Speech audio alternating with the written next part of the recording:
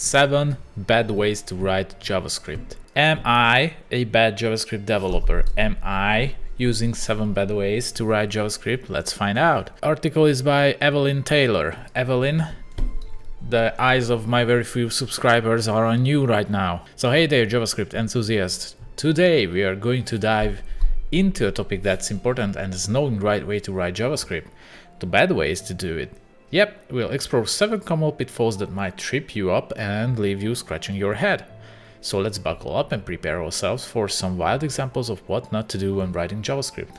Let's go, I'm very interested. Using global variables galore. Imagine this, you've got a massive project and instead of being organized, you decide to sprinkle global variables all over the place. Sure, it might work initially, but as your codebase grows, these variables will start colliding, leading to unexpected bugs and hard to find errors. Sure.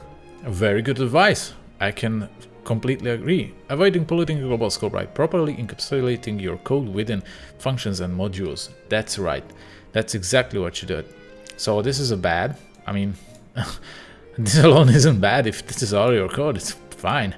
But you know what she says, that if it grows big, then you're gonna have a problem. Encapsulating a function without polluting. Okay, so this is a solution, I guess. You put it in a function, okay, that's okay. You can use classes and all that, but still you need to encapsulate that as well because everything is in the global scope. Okay, so far so good.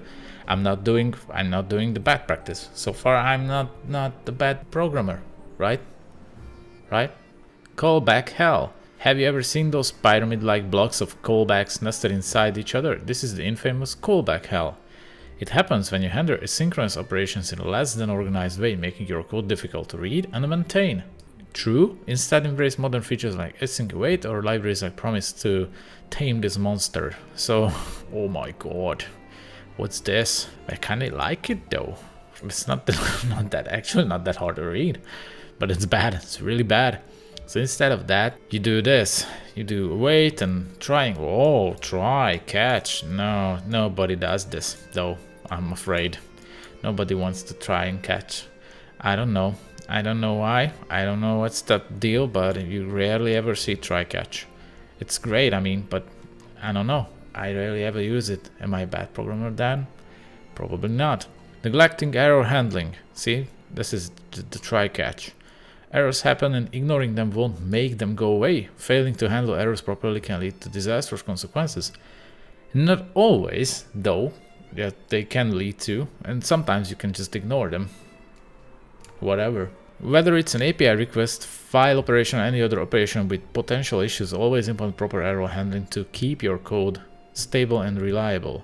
So you divide, okay, so you need to check if the B is 0 and throw an exception. Oh my god, I guess you wanna write clean code. I guess I understand it, but then again you need to put this function into try catch structure, and I kinda don't like that. Otherwise just return 0 and there you go. I know it's not the answer, but you know, you don't need to throw them. But okay, nice solution. I get it. Really clean code.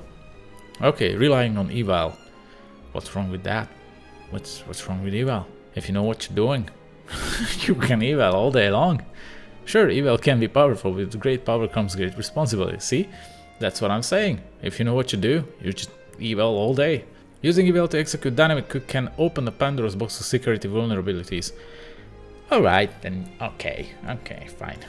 It's a potential getaway for injection attacks, and in most cases there's better and safer alternatives. Yeah, that's kind of true. So you, oh my god, what's this? Oh, I wouldn't just put my code here. I would just eval. New function, my code, my function. What? Safer approach will be using function constructor. I don't know. I wouldn't do this either. I don't know, man. And no. If there's anything injected, this. I don't say it's not gonna prevent it, but it's no. Don't do this either. You just either eval something you can eval, or just don't eval and don't do this. I don't know. If you know the code, you can do this or that. I don't know. I don't think this is much safer, but you know, I might be a bad programmer. Sure, this looks much elegant. Yeah, that's for sure. Not using strict mode. What? Remember those times when JavaScript silently let you get away with sloppy code? Well, not anymore. Introduce yourself to the wonders of strict mode. It helps you write more robust code, catching common mistakes and discouraging bad practices. Yeah, it somewhat helps with that. So here you go. Oops, missing warled or const. Okay, use strict, and you get a notification that you didn't use. Very good, very good. I can agree with this. Neglected code formatting. Ever come across a wall of code that looks like a battlefield? Poor code formatting makes your code difficult to read and understand. Take time to format your code properly. Okay, I get it. But it's, it's not because it will look like a battlefield, because people will be afraid of you if they see you can do it like this. I admire people who can code like this, because that means they really know what they are doing. They are lunatics. If you don't want people to talk to you, then I think you should code it like this in one line. I can assure you nobody's gonna bother you, because they will think that you're like a serial killer. So what's next? Reinventing the wheel. Okay, JavaScript has incredibly vast ecosystem with libraries and frameworks that can solve common problems efficiently. Don't try to reinvent the wheel by writing everything from scratch. Instead, leverage the power of existing tools, learn from others, and focus on solving the unique challenges of your project. So bad. Okay, it's Ajax. Alright. Lots of code. Okay. Using a well-established library like Axios. Okay, I get it. See, I always tell you that you should use the least amount of libraries if you can. In this case, it depends. You can still use the built-in fetch for some stuff. For more complicated requests, sure, I would advise using a Ajax library. Yeah, that's something you can use a module for. That's a really good idea. Very good. Is there any more? And there you have it, folks. No, there's no more. We've explored 7 bad ways to write JavaScript. Remember, writing clean and maintainable code is crucial for the longevity and success of your project. Avoid these pitfalls, learn from your mistakes, strive and become a better JavaScript developer each day. Very good. Very good. Thank you very much, Evelyn. Thank you. Very clever. I kinda like this article. Very easy to read. Okay, some of them are a bit redundant because I don't know.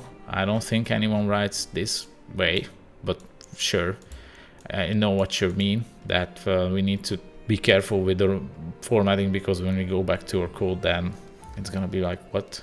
And by that, this is the end of the video. Make sure to like and subscribe. What are you doing? Subscribe.